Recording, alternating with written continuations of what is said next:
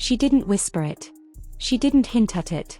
She said it directly on camera to the world. We live in a fake society. A fake society built by people with names you recognize.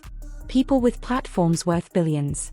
People who told you one story for decades and are now telling you a completely different one. It's not my fault, Jane. It's not my fault. And I could weep right now. She could weep after 40 years. After 40 years of telling millions of women that discipline was the answer, that willpower was the cure, that the body was something to be conquered, now suddenly it's not her fault. I was so motivated by shame that I felt I could not take the drug. Because if I took the drug, I who have been the poster child for I can do it, I can do it, I can do it, willpower, willpower. But here's what nobody is connecting. Oprah Winfrey's obsession with looking younger, weighing less, and selling that obsession to the world didn't stop at Weight Watchers. It didn't stop at GLP-1 injections. And it didn't stop at crying on television about jeans. Jamie Lee Curtis is now pulling back the curtain on exactly how far Oprah has gone. And the picture underneath is darker than anything you've seen on daytime television. Stay with me because this goes deep. Let's establish something right now before we get into everything Jamie has said and done to expose this system. Oprah Winfrey is not just a television host. She is not just a media personality. She is a cultural architect. She has shaped the way millions of women think about their bodies, their worth, their appetite, literally and figuratively, for 4 straight decades. And that level of influence comes with a level of responsibility that Oprah has consistently and very profitably ignored. Cast your mind back to 1988, the year Oprah Winfrey rolled a wagon full of animal fat onto the stage of her talk show. 67 pounds of it. Representing every pound she had lost through sheer discipline and restriction. The audience went wild. The cameras loved it. The clip played on loop across every television network in America. It was one of the most iconic moments in talk show history. But here's the question Jamie Lee Curtis would want you to ask. Who was that moment actually for? Was it for the millions of women watching at home who had spent years fighting with their own bodies? Or was it for Oprah? A performance of victory. A theatrical demonstration that willpower wins. That if you just try hard enough, if you just want it badly enough, you can drag that weight off your body and parade it across a stage in a little red wagon. The message was clear. You are in control.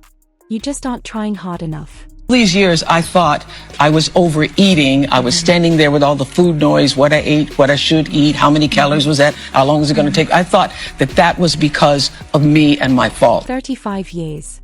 That's how long Oprah sold that message. 3.5 decades of telling women their body was a discipline problem, a character problem, a willpower problem. And then in 2023, she got on GLP-1 injections. And suddenly the whole story changed. Now she says obesity is a disease. Now she says genes are responsible. Now she's crying on CBS and saying it was never her fault.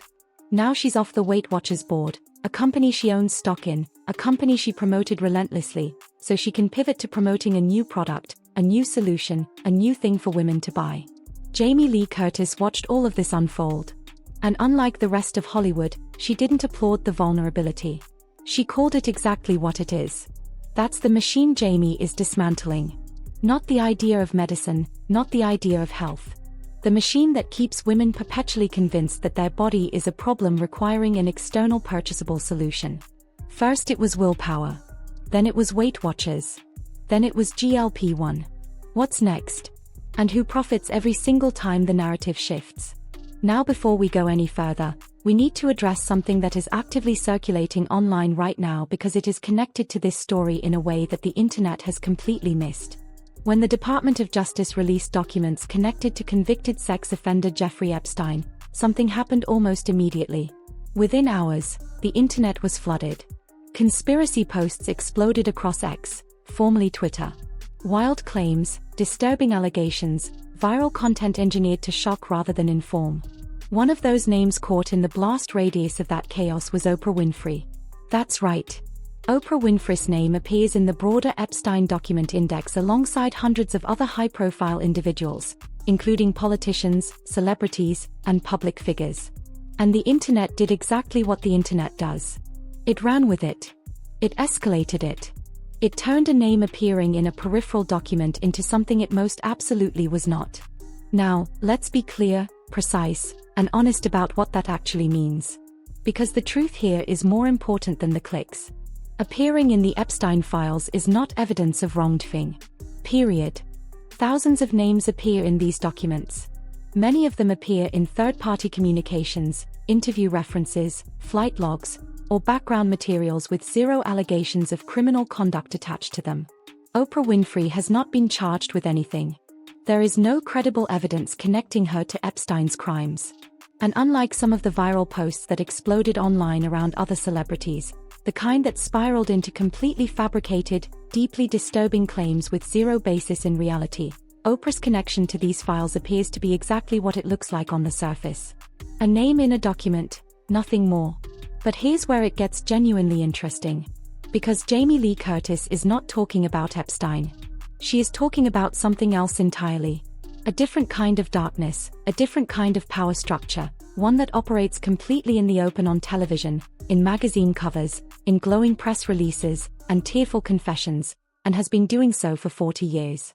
Jamie's exposure of Oprah isn't about conspiracy. It's about something arguably more insidious because it's been celebrated rather than hidden. It's about the way powerful women in Hollywood have used their platforms to monetize other women's pain. So, let's get into the real question this video is built around. How far has Oprah Winfrey actually gone in her pursuit of youth, beauty, and physical transformation? And what has she been willing to sell, and to whom along the way? Because the answer, when you lay it all out, is genuinely staggering. Let's start at the beginning. Oprah's relationship with her body has been one of the most publicly documented, commercially exploited personal journeys in television history. The wagon moment in 1988 wasn't just a TV stunt. It launched an entire ecosystem, a brand, a business model. Oprah became the face of the struggle, the relatable, powerful, beautifully imperfect woman fighting for control of herself. And that relatability was worth billions. She invested in Weight Watchers. She promoted it from her platform. She lost weight publicly. She gained it back publicly. She talked about food addiction, emotional eating, shame spirals, and self-love. All while her ownership stake in the company fluctuated with every pound she gained or lost on television. The personal and the commercial were completely fused. Her body was the product. So now I realize that I'm on the medications and will have to be on the medications if I want to for the rest of my life. Now, fast forward to 2023. Oprah announces she has been using GLP-1 weight loss injections. She says she will be on them for the rest of her life. She steps down from the Weight Watchers board conveniently in February 2024, right as she pivots fully to promoting the medication narrative. I remember doing a show many years ago, and Janet Jackson was on it and lost weight, and I said, if there's ever a pill, yes, I will be the first one to tell you about it. And so now there actually is a pill. Promised a pill and she delivered one. Now here's what Jamie Lee Curtis sees in all of this that most people are missing. It's not the medication itself Jamie objects to. It's the system. It's the fact that every single chapter of Oprah's body journey has had a product attached to it. A thing to buy. A dependency to create. A narrative to sell. And the genius and the horror of Oprah's approach is that she always makes the commercial feel personal. She always makes the product feel like liberation. She cries real tears. She shares real pain. And then she sells you the solution. And you buy it because you trust her. Because she's been in your living room for 40 years telling you she understands. Your body is wrong. You need us to fix it. That is the message. It has always been the message. Only the product changes. But here's why Jamie Lee Curtis's voice carries a weight that nobody else does right now. She isn't speaking from the outside. She isn't a commentator. She isn't a critic sitting safely away from Hollywood's gravitational pull. She was inside it. She got pulled in by it. And the consequences for her were devastating in ways that most people still don't fully understand. Jamie was born into Hollywood royalty, daughter of Tony Curtis and Janet Leigh. She didn't just grow up adjacent to the industry. She grew up inside its machinery. She watched her parents undergo surgery after surgery, lift after lift, procedure after procedure, chasing relevance in a system that discards women the moment they show the slightest evidence of having actually lived their lives. She watched it happen to her mother. She watched it happen to her father. And then in 1985 at 25 years old, she let it happen to her. Yeah, I'm not shooting her today. her eyes are baggy. And I was 25. So for him to say that was very embarrassing. So as soon as the movie finished, I ended up having some plastic surgery. And how did that go? Not well. 25 years old, a cinematographer looked at her on set and refused to film her because her eyes were baggy. She was 25, and that one comment, one sentence from one person sent her down a path that would take a decade of her life. She got surgery, lower blepharoplasty, minor procedures, standard stuff in that world. The kind of thing agents and managers and directors quietly suggest all the time, as casually as they'd suggest a new haircut. It's just not what you want to do when you're 25 or 26. And I regretted it immediately and have kind of sort of regretted it since. But the surgery didn't work. The thing it was supposed to fix, the insecurity, the shame, the feeling of not being enough, it didn't touch any of that. In fact, it made it worse because now she had the surgery and the insecurity, and she had the painkillers they gave her for recovery. I became very enamored with the warm bath of an opiate. You know, drank a little bit, never to excess, never any big public demonstrations. I was very quiet, very private about it, but it became a dependency for sure. A warm bath. That's how she described it. The relief of opiates after surgery, a dependency that lasted 10 years. One comment from one cameraman led to surgery, led to prescription painkillers, led to a decade-long opioid addiction. That is the real cost of the beauty machine, not the price tag on the procedure. The human cost is the decade of your life cost, the addiction cost, the identity cost. And Jamie is adamant this chain of events didn't start with her weakness or her vanity. It started with a system that told a 25-year-old woman that her natural face was a professional liability. The same system Oprah Winfrey has profited from for 40 years. Here's something that doesn't get talked about nearly enough. The pressure on women in Hollywood to surgically alter their appearance doesn't only come from directors or cameramen. It comes from the entire ecosystem surrounding a celebrity: agents, managers, publicists, cosmetic professionals, a whole professional support network whose income is directly tied to how marketable their client is. Jamie calls it the enabling bubble, and it is one of the most suffocating environments imaginable. I had some, look, now that she say it, I had some manager one time tell me to get a boob job, and I was like, why don't you get a job?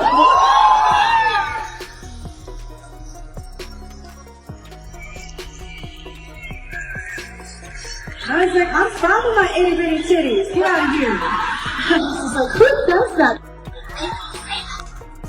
I say it all the time to people in the industry. People say that all the time to people in the industry, as if suggesting permanent surgical modification of a woman's body is as routine as recommending a new hairstyle. And this is the environment Oprah doesn't just exist in, she amplifies it. She takes the pressure that agents whisper in green rooms and puts it on television. She takes the insecurity that managers exploit in private meetings and broadcasts it to 50 million people. When Oprah promotes GLP-1 medication on her platform, she isn't just sharing her personal story. She is creating demand at industrial scale. She is telling every woman watching that if Oprah, powerful, wealthy, beloved Oprah, needed pharmaceutical intervention to fix her body, then what chance does anyone else have? And what the GLP-1s have done for me, and I know a number of other people, is to quiet that. The noise. That's the promise. And it's a seductive one. Jamie Lee Curtis is not dismissing the reality that some people struggle with their weight. She's not dismissing the science of obesity. What she is dismantling is the way that struggle has been packaged, monetized, and sold back to women as a product with Oprah Winfrey's face on the label. Because here's the timeline that nobody is laying out clearly. Oprah promotes willpower and discipline. Sells Weight Watchers. Oprah admits willpower isn't enough. Sells GLP-1 medication. Oprah steps down from the Weight Watchers board just before pivoting fully to pharmaceutical promotion. Every shift in narrative has been perfectly timed to a new commercial opportunity. And every time Oprah cries on television, I wouldn't change sales go the up journey. somewhere. Because I think the struggle with the weight actually helped me be more relatable and relate more to other people who were in their own struggles. She wouldn't change the journey because the struggle made her relatable. And relatable is profitable. Jamie Lee Curtis sees this. She has named it. She has called it out in a series of interviews that have genuinely shocked Hollywood because nobody at that level of the industry speaks this plainly about these things. We live in a fake society, Hoda, and I have waxed poetic and become a bit of a militant about the cosmeceutical industry that are feeding young people, unfortunately, that you can do something to change the way you look when you can't. Now, let's talk about the word Jamie Lee Curtis used that sent shockwaves through the entertainment press. The word that made headlines, the word that made people uncomfortable, the word that she refused to walk back: genocide. When critics challenged her choice of language, she didn't apologize. She didn't soften it. She clarified it. She said she was talking about the genocide of natural human appearance, the systematic, commercial, culturally enforced erasure of what real human faces and real human bodies actually look like. And when you look at what technology is doing alongside this industry, you start to understand exactly why she chose that word. Now, the problem is technology. We could do it on our phones. We can wipe away our lives. And there are too many celebrities, I will not name you, who do it on the daily, who post these ridiculous images of themselves as if they look like filters, AI, digital editing tools available to anyone with a smartphone. The face you see on Instagram is not a face. It's a digital rendering of a face, a phantom constructed by an algorithm. And women, young women especially, are surgically altering their actual faces to match a phantom that literally doesn't exist. Jamie compared unrestricted access to beauty filters to giving a chainsaw to a toddler. And that image, a toddler with a chainsaw, is exactly as alarming as she intends it to be. Because this is the world Oprah Winfrey helped build. The world where a woman's body is a before and after story, where the after is always for sale, where the before is always framed as failure. Botox freezes faces. Fillers distort proportions. Surgical interventions alter genetics. And at the end of it all, you get what critics have started calling emotional paralysis.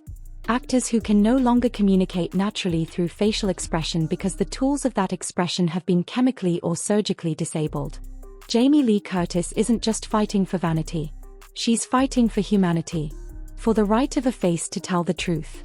For wrinkles to be allowed to exist. For a body to be allowed to age without being treated as a malfunction requiring a pharmaceutical patch. What I really want to do is to continue to use who I am and what that represents as a force in the world, as a force for good, and to allow people to not let the noises of the world Don't let the noise steal your joy. their joy. That's what she's fighting for. Not against medicine. Not against personal choice.